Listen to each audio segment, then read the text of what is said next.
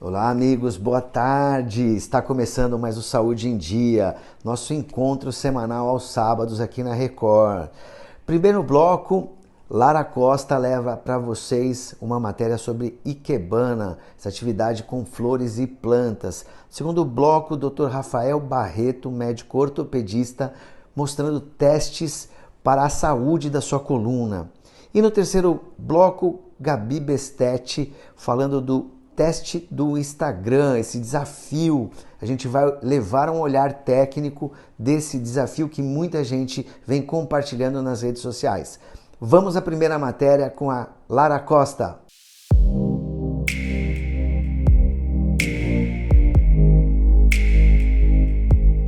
Oi, gente! Hoje estou aqui com o professor Neves e a gente vai falar um pouquinho sobre Ikebana. No programa anterior, eu mostrei um pouquinho sobre a prática de cerâmica. E é onde, normalmente, a gente utiliza os vasos de cerâmica para desenvolver a prática da Ikebana, né? A gente utiliza como um vaso para montagem da Ikebana. E aí hoje a gente vai conversar com o professor e ele vai explicar um pouquinho sobre o que é a Ikebana. Professor Neves, muito obrigada por aceitar o convite. Nós que agradecemos. E eu gostaria de começar a entrevista logo de cara te perguntando sobre o que é Ikebana. Bom, a Ikebana é uma arte milenar oriental. Ela começou lá na Índia, quando os monges ofereciam flores para Buda, foi para a China, depois chegou no Japão no século XVI. Tá. E só samurais que faziam Ikebana. A partir daí, em 1920, ela começou a se espalhar pelo mundo todo. E Ikebana vem de duas palavras em japonês, Ike e Bana. Ike quer dizer encontrar a essência de algo, tornar a vida mais pura, mais clara. E Bana quer dizer flor. Legal. Então, resumindo, a Ikebana é uma arte floral, com arranjos, com materiais naturais, né? Flores e galhos naturais, que evidencia a beleza, que traz harmonia. E aí a gente cria arranjos florais. A Ikebana, então, é a criação de arranjos florais, mas com uma simbologia. Sim. Entendi. A gente pode começar? Sim. Montar uma Ikebana? Então, primeiro a gente precisa de um vaso. Isso. De cerâmica, pode ser de vidro também, né? Ou pode ser pode. Qualquer peça que comporte as plantas. Sim, que certo. Possa ser colocado água, né? E não tenha vazamento de água, né? Legal. Então a gente pode pôr a água aqui? Sim. Bom, primeiro a gente vai usar, né, um fixador à base de chumbo com vários preguinhos. Ele é chamado de Kinzan, se encontra o nome Kinzan. Mas nós, da nossa academia, da nossa escola, já falar um pouquinho depois, nós chamamos de Hanadome. Kinzan quer dizer montanha de espadas. E Hanadome, fixador de flores. Ah, então a gente coloca... esse objeto é para fixar as flores. Então agora a gente cobre de água. Agora a gente coloca a água. Tá. Sempre na prática da Ikebana, da nossa escola Ikebana Sangetsu, a gente pode falar um pouquinho da escola, quando nós colocamos água no vaso, nós vamos agradecendo por tudo que nós passamos, né? Por tudo que nós recebemos.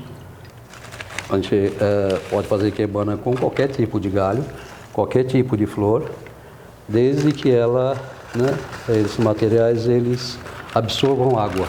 Tá? Então a gente tem aqui um galho de camélia, tá? E o primeiro galho da Ikebana mais tradicional, da Ikebana, quando os alunos começam a aprender a Ikebana, né, essa arte, ele vai representar o sol. O segundo galho vai representar a lua e o terceiro galho vai representar a terra. Ah, então o tamanho do galho tem uma simbologia. Tem uma simbologia. Namora os galhos primeiro, sente a textura, sente o perfume das flores e galhos. Certo. Nós cortamos o galho dentro da água. Ah, isso é importante falar, o galho tem que ser cortado dentro da água. Sim. Tá. Porque se você cortar fora da água e molhar depois, ele cria uma película de ar que impede de água subir. Então, cortando ele dentro da água, ele vai durar mais tempo. Ah, tá.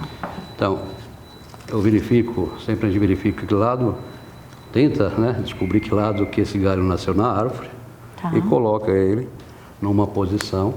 Porque as plantas e os galhos têm lados. Sim, né? Toda flor, todo galho tem frente e tem verso. Tem frente e verso.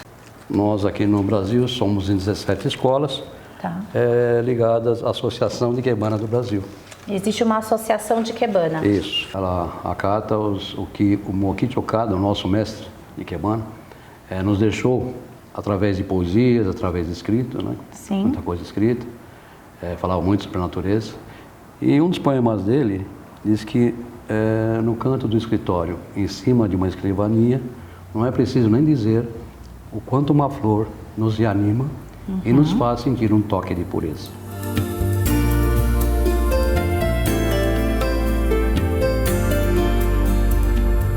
Ikebana não é comercializada, né? É muito difícil a gente encontrar arranjos de Ikebana para venda. Sim. Né? Eu acredito que as floriculturas ou pessoas que trabalham com arranjos usam algumas técnicas. Não é. Na Ikebana, quando nós estamos fazendo, sempre a gente procura pensar em alguém que esteja passando por alguma dificuldade, né? E a cada galho que a gente coloca, cada flor, vai tentando transmitir para as pessoas essa energia da flor. Não é só um arranjo, a gente coloca uma intenção no ato de fazer o arranjo. Né? Nós dizemos que Ikebana não é decoração, Ikebana é decoração. De coração. De coração. A gente passa todo esse sentimento para aquele.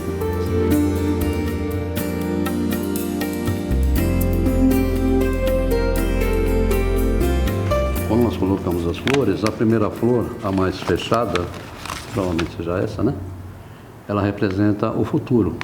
Ela não abriu ainda, não mostrou toda a sua beleza. A segunda flor representa o presente e a última flor mais aberta seria o passado. Então, sempre que nós trabalharmos com o galho ou com as flores, nós vamos procurar verificar a frente da flor. É só ir girando que você consegue perceber ela olhando para você. Tá.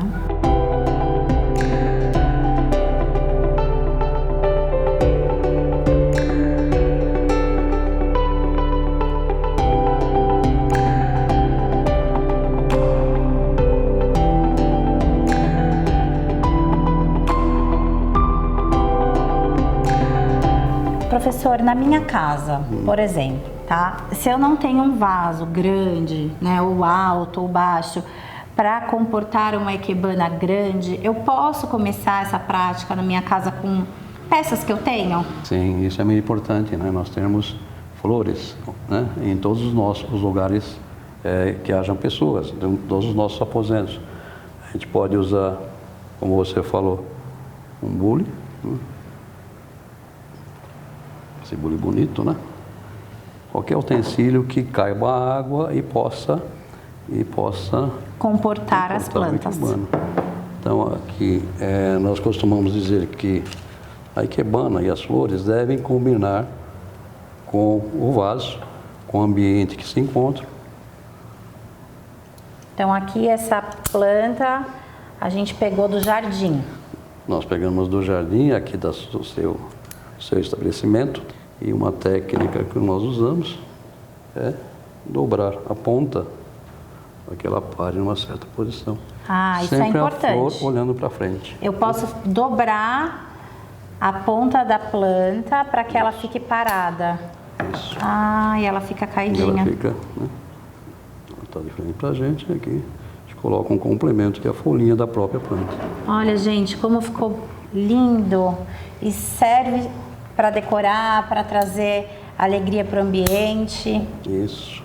Então é muito importante, né, quando nós estivermos fazendo a Ikebana ou a Minibana, Minibana, né, a gente vai fazendo e pensando naquelas pessoas, né, como eu já falei, né, levar essa energia da flor pessoas que a gente conhece.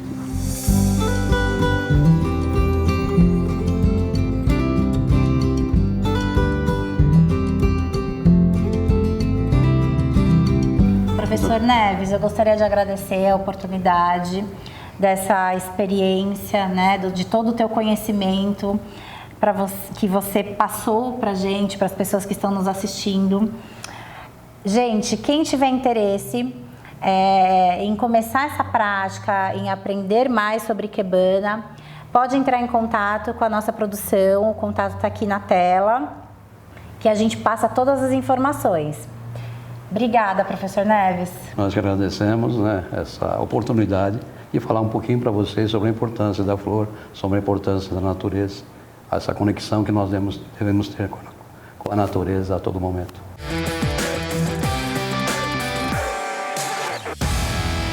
Novidade no seu Indaiatuba Hospital. A partir de agora, atendimentos urológicos passam a ser feitos sem necessidade de agendamento. Nossos urologistas de plantão estarão a postos para atender e tratar de dores fortes como cólica renal e pedra nos rins. Fique atento para os principais sintomas: dor lombar de forte intensidade, dor para urinar, sangue na urina. Percebendo alguns ou todos esses sintomas, venha até o Indaiatuba Hospital para atendimento e tratamento adequado, sem necessidade de agendamento.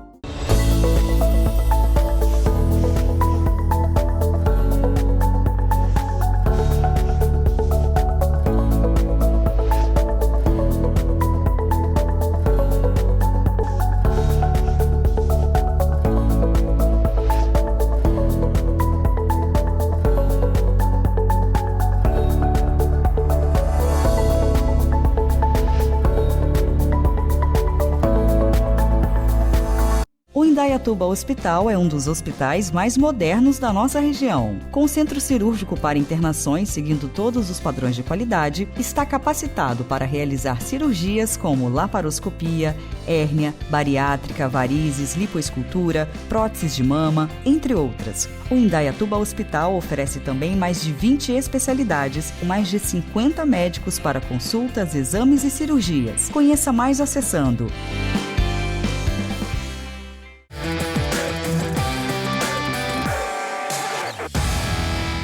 Pessoal, bem-vindos ao programa Saúde em Dia, né? Dando início a mais um bloco da ortopedia. Hoje a gente tem como convidado aqui o nosso colega e amigo Bruno Arruda, da Cinex Físio.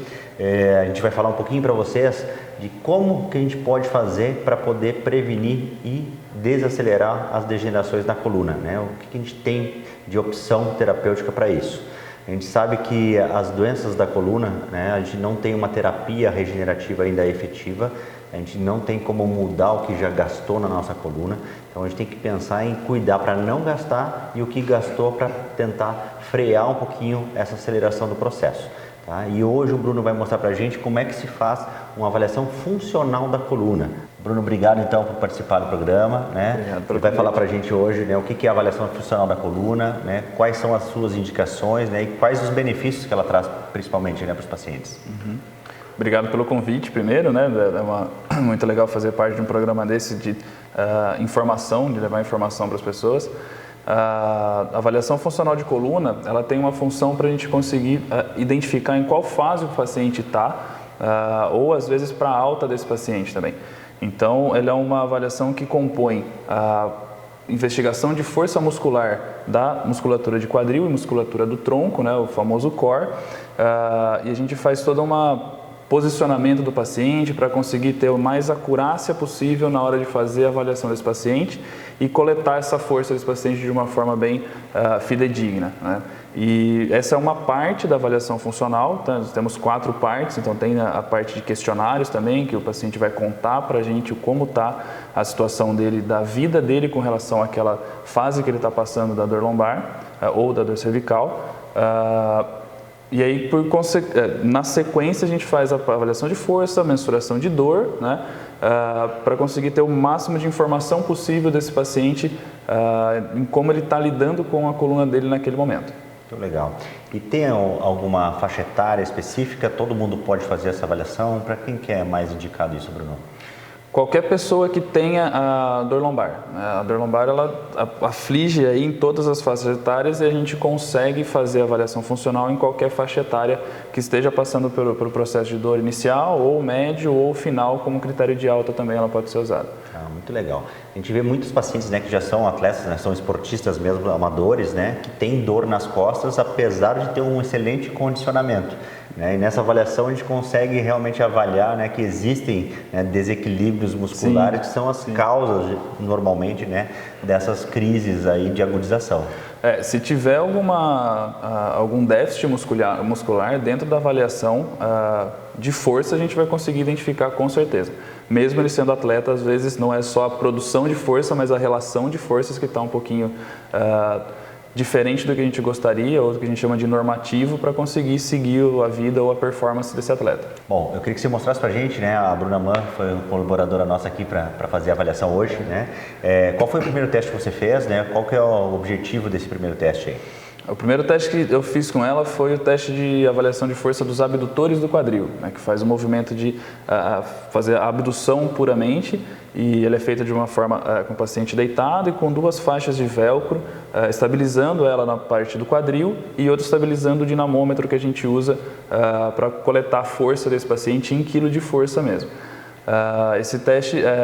Essa musculatura ela é muito importante na hora da cadência. A Bruna, como é uma corredora, então é muito importante na hora de a gente pensar mecanicamente como está a pelve desse paciente, né, o quadril, como que ele está funcionando na hora que ela corre, na hora que ela faz o primeiro impacto na hora da corrida. Então, se ele tem uma falta de controle, uma fraqueza, a gente vai conseguir identificar isso de uma forma clínica e de uma forma bem mensurada com a avaliação funcional, especificamente da dinamometria. Legal, né? E a gente avalia tanto a força como a resistência, né? Então, uma das coisas que a gente indica é nunca fazer o teste numa crise, durante uma crise, né? Que isso aí pode gerar uma alteração errática, né, da medição ali, né? Você pode ter um falso negativo de fraqueza ou de desequilíbrio, né? Sim, sim. Até o segundo teste que eu fiz com a Bruna foi o teste de força de flexores de quadril, né, que é aquela musculatura de core. Então, ela fica numa posição semi-sentada, 60 graus de flexão do quadril, esse é o normativo do teste. E se ele tiver numa situação de agudização, a gente não vai conseguir nem colocar o paciente nessa posição para fazer o teste. Mas a gente usa esse teste do core também, né? Na sequência nós fizemos a prancha lateral para mensurar uma outra parte específica do core, mas faz tudo, está dentro dessa situação do teste do core. E o equipamento que vocês utilizam normalmente, né? Como é que ele chama? Como é que vocês conseguem fazer essa mensuração? Mostra pra gente um pouquinho. Ele é um dinamômetro de força, ele mede a força desse paciente em quilo de força ou em newton, ele consegue medir das duas formas. E esse aparelho especificamente, ele conversa com o teu celular. Então, enquanto eu estou fazendo a força, estimulando o paciente a fazer o máximo de força durante esse teste, ele vai desenhando um gráfico para eu conseguir identificar se ele teve algum déficit, se ele teve uma quebra de curva, ou seja, falhou aquela musculatura, ou se ele conseguiu fazer o teste de forma certinha até o final do tempo que tem que ser feito. Joia, Bruno, muito obrigado aí pelas tuas informações, né? Obrigado. Eu acho que a avaliação funcional da coluna é uma excelente ferramenta, né, de prevenção, né, de dores na coluna e também para melhorar a performance, em quem quer melhorar a sua performance. Então, convido vocês aí para tirar suas dúvidas. Entra no nosso canal aqui do WhatsApp, mandem as dúvidas para a gente, né? E obrigado e até o próximo programa.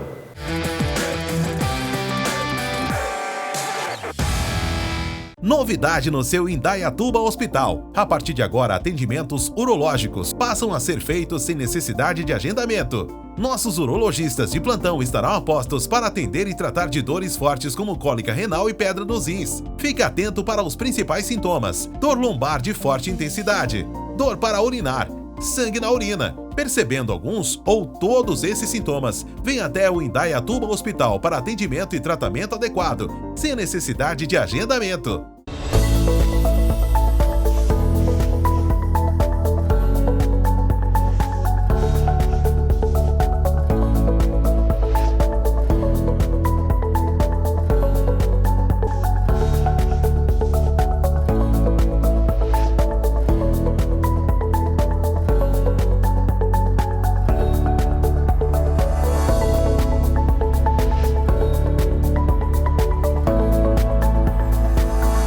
Agora em Indaiatuba e região, Laser Fotona, uma tecnologia fantástica com diversas aplicações como estética, cirurgia e ginecologia. Entre suas variadas formas de uso se destacam rejuvenescimento facial, manchas de idade, revisão de cicatriz, incontinência urinária de esforço, aperto do canal vaginal e rejuvenescimento vaginal. Agende agora uma sessão e conheça mais sobre o Laser Fotona no Indaiatuba Hospital.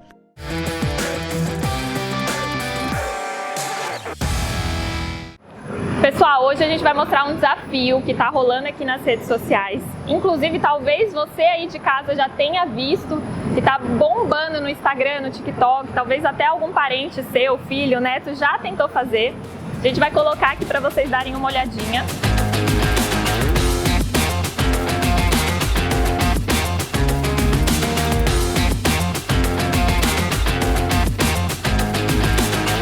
E esse desafio que está rolando é muito bacana, porque por mais que seja uma brincadeira, a gente tem vários fundamentos por trás, que é força, mobilidade, flexibilidade, que são necessários para realizar esse movimento. E eu vou tentar fazer hoje, confesso até que eu estou um pouco ansiosa, não sei se eu vou conseguir, mas a gente vai mostrar tudo aqui para vocês. Inclusive a gente vai conversar com o personal que vai dar esse olhar técnico aí de como, o que a gente tem que ter para conseguir realizar esse movimento.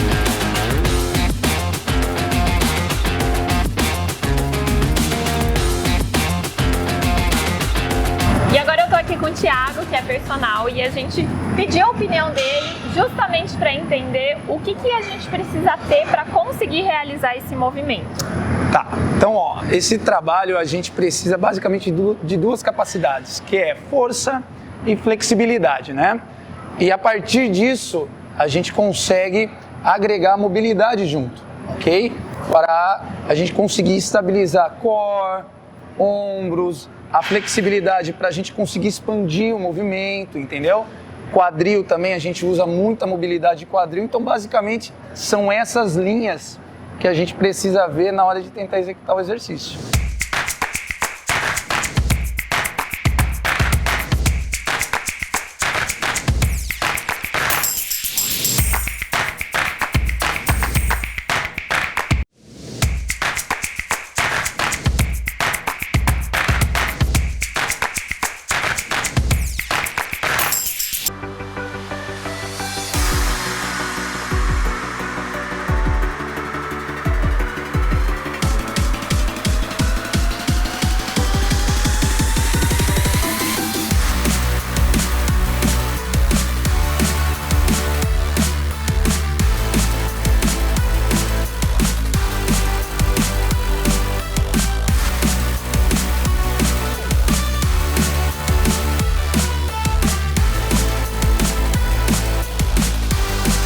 Eu queria entender, dividindo ele por etapas. Então, Ok. desde a virada que a gente faz ali Sim. na parede, depois colocar a mão e estabilizar, né?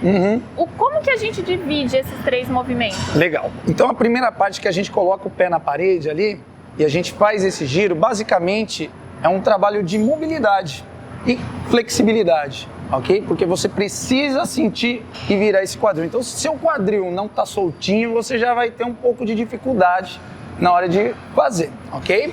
A partir desse momento você tem que pôr a segunda parte, que é pôr a mão no chão e apoiando o seu pé ali.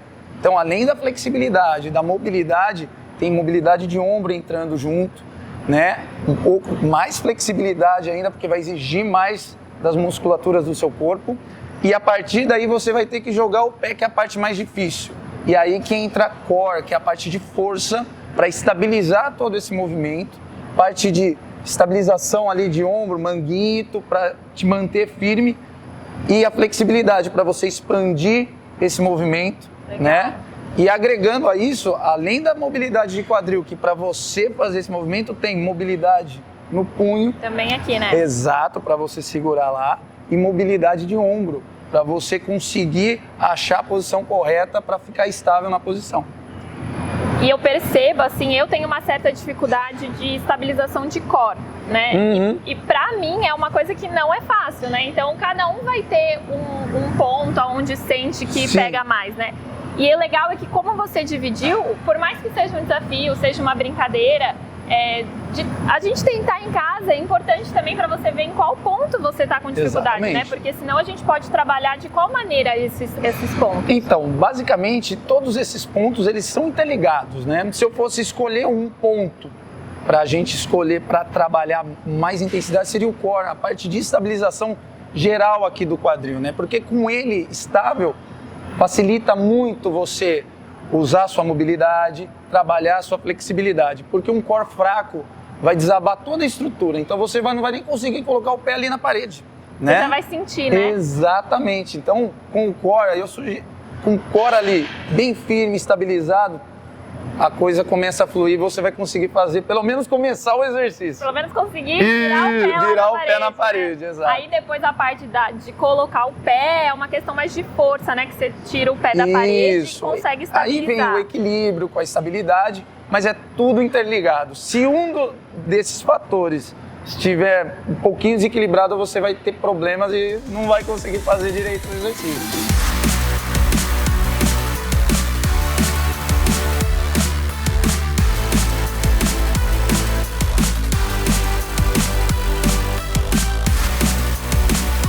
Pessoal, consegui, confesso que não foi fácil pra mim. E olha que eu faço crossfit, eu tenho a minha rotina, né, com atividades físicas semanais. E mesmo assim eu tive que trabalhar ali a questão do core, que é uma coisa mais difícil pra mim. Então tenta em casa, se você conseguir, parabéns. Se você não conseguir, isso também é um indicativo de que você precisa talvez melhorar em alguma dessas áreas que o Thiago comentou aqui com a gente, que seja mobilidade, força e flexibilidade. E eu também gostaria muito de ver o resultado de vocês. Então, mandem pra gente, gravem, mandem no nosso WhatsApp, também comentem lá nas nossas redes sociais se você conseguiu ou não fazer esse desafio. Tô esperando você mandar.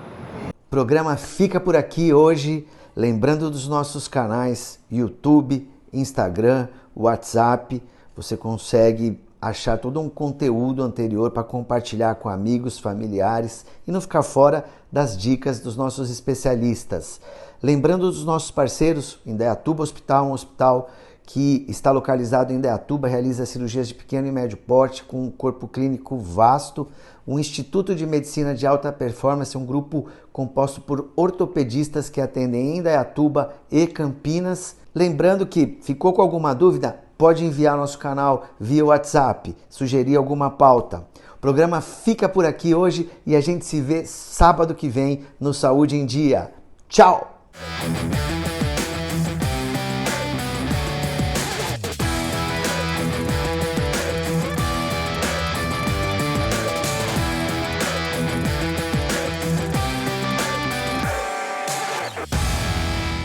Saúde em Dia. Oferecimento Indaiatuba Hospital. Instituto de Medicina de Alta Performance. Novidade no seu Indaiatuba Hospital. A partir de agora, atendimentos urológicos passam a ser feitos sem necessidade de agendamento. Nossos urologistas de plantão estarão a postos para atender e tratar de dores fortes como cólica renal e pedra nos rins. Fique atento para os principais sintomas: dor lombar de forte intensidade, dor para urinar, sangue na urina. Percebendo alguns ou todos esses sintomas, venha até o Indaiatuba Hospital para atendimento e tratamento adequado, sem necessidade de agendamento.